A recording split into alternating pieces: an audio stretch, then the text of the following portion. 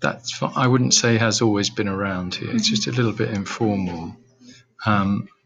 So I think what you should be saying, it's fine to give those examples, should be saying here is that these are all coming of age films, but with the added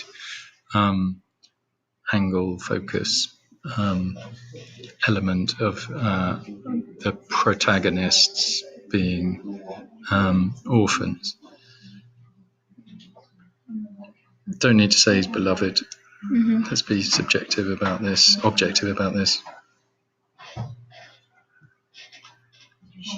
Don't need to say this again. You might want to just say just a little paragraph on Oliver Twist as being perhaps the most notable example. Where's that quote that we found about orphans? Do you remember I found that quote? What, being the reflection of the rest of society? It was more about them being audiences or readers being encouraged to identify with them because they were isolated in a particular way. I don't know. I don't remember that. Okay, I'll have to have a look at that. Again, I've decided to focus on it's a bit informal. Just 3 films I will be examining, analysing. Keep it a bit more scientific, okay, because that's what they want at this level.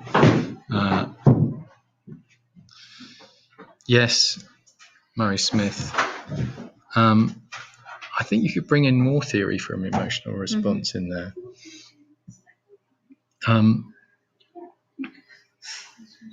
The idea of criterial pre-focusing, like what is it like to arrive in a new place? So when he turns up, when he's dumped, that you could say Waititi begins the film with a situation that an audience can identify with, which is being taken, whether it's a new school or whatever. But I like the way you use that there. Yeah.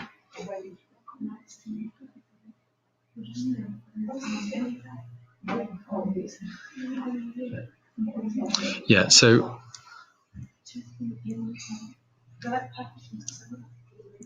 rather than saying this clip is also useful as it shows the audience what both characters want, it's far better to be saying Anderson uses this scene to show, to explore, to suggest, all those emotional response words that we had.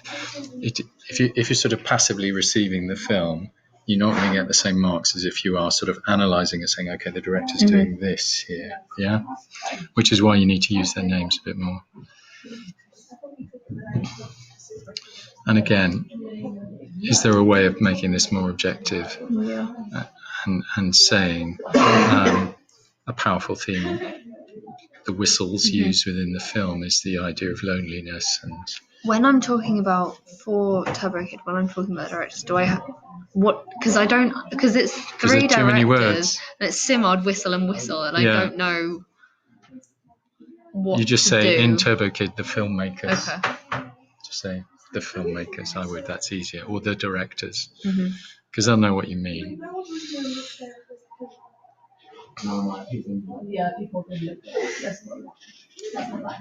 Yeah.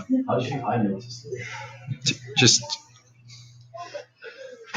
so rather than we saying to encourage the audience to identify with the protagonist's wishes at this stage in the film, they are, as Murray Smith would say, allegiant to the characters and therefore want what they want. Just to sort of turn the jargon up a bit.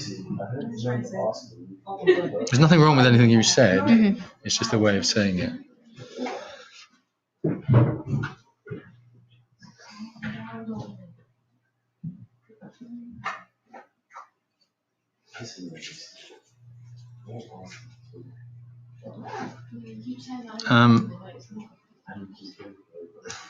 What's item 4?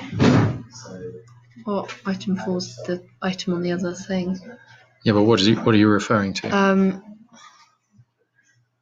I don't know because it was ages ago when I did it. So, is it visible in the audience?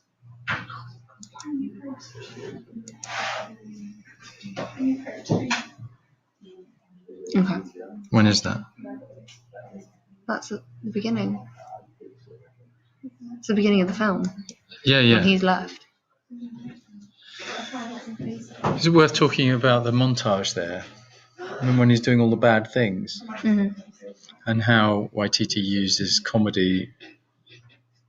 That montage is quite an important moment in terms of whether we like the character or not, because we don't approve of what he's doing, but we're laughing. Isn't that what I'm talking about? I don't know. If you are, then you need to be more specific about it, because in this clip we see, or something like that. Just pin it down. Hang on a second. I'm just going to pause this.